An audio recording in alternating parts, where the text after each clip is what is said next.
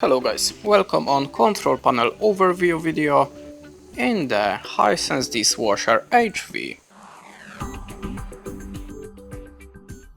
So the first button is for turning on and off.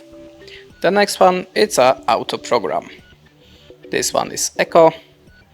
This one is for 1 hour. This one is for intensive. And this one is for glasses. The next one is hygiene in 70 degrees of Celsius, and the night with the quieter dishwashing program. This button is for a remote control, and this one is for a delay.